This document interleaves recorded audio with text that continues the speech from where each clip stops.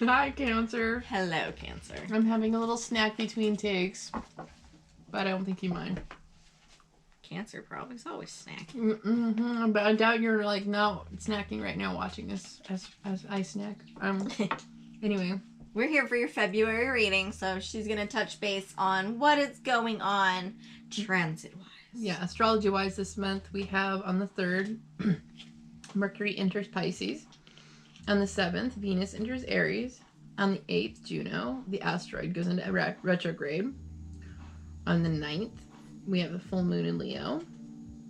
On the 16th, Mars joins Jupiter, Pluto, and Saturn in Capricorn. On the 16th, Mercury goes retrograde 12 degrees Pisces. So we'll be having a Mercury retrograde this month, beginning. On the 18th, we have Sun going into Pisces as well. That would be joining Mercury. And on the 20th, Jupiter will be sextile Neptune in Pisces, which has been in Pisces for a long time now. The Neptune, it has been in Pisces for a long time now. Jupiter's in Capricorn, so that's the sextile. On the 23rd, we have the new moon in Pisces. So we'll be here for those moon readings, and let's see how this month will be going for you, Cancer. Cancer always makes me yawn. Like I swear, every single time. I know. And it just made me burp, too. Yawn and burp. Like, sorry. But we've already done the card blessing in the beginning of filming new segments, so if you feel called to watch it, you can always find it for Cancer in the beginning of Aries. Yeah, the card blessing. Correct. We highly advise and ask you to put your energy into this video and give it a like. Just kind of helps connect you a little bit more. But, all right, I got card number 46 for you Cancers. And it says, life is always in motion, so I cannot be stuck. Well, yeah, I know a lot of Cancers feeling stuck. It is not possible to stand still or be stuck because energy and therefore life is always in motion. Things are always changing. The reason it may feel to you as if you are stuck is because while you are continuing to think the same thoughts, things are changing.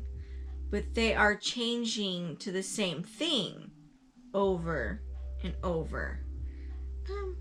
It makes me feel like, as an example, let's say, let's just talk about the dating scene. And you feel like every time you date someone, you feel like you run into the same problem with this person. You know, they're flaky, or that's just an example. So the person's changing, but the circumstances are staying the same. And that's because you are in the vibration of attracting that circumstance.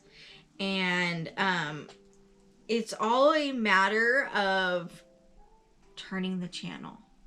Maybe having the lesson of establishing a new boundary, in other words. Right. So you're not stuck. Things feel stuck, even though they're changing. But all you gotta do is you just gotta tweak your recipe just a hair, and things will kind of flow a little bit better.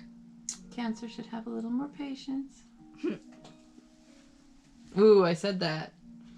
Because, yeah, you have everything you need at hand to be creating what you want to happen. Right. Perhaps maybe you just need to change your perspective on how to get it done. The magician has all of the supplies on his table. He's got every element. Yes. There's the pentacle, there's cup, there's wands, there's swords. So a lot like ingredients for a recipe. He has all the ingredients to conduct anything or make anything he desires. And maybe he keeps producing a cake that's too dry. Okay?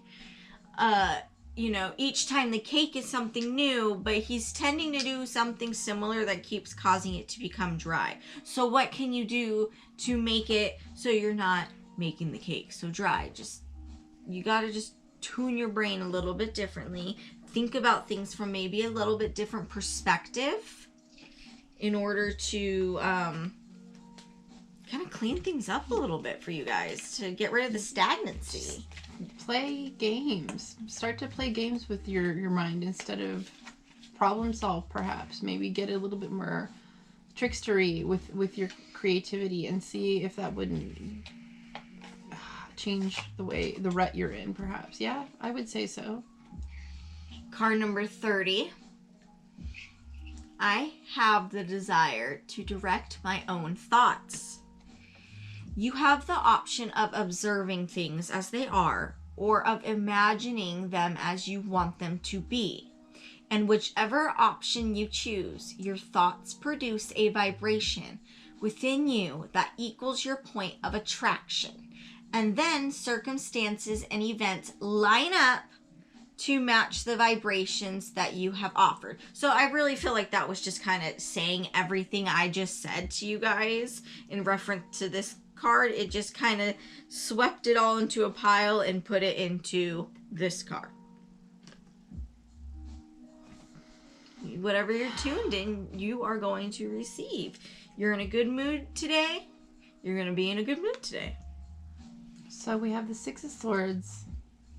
It looks like, I'm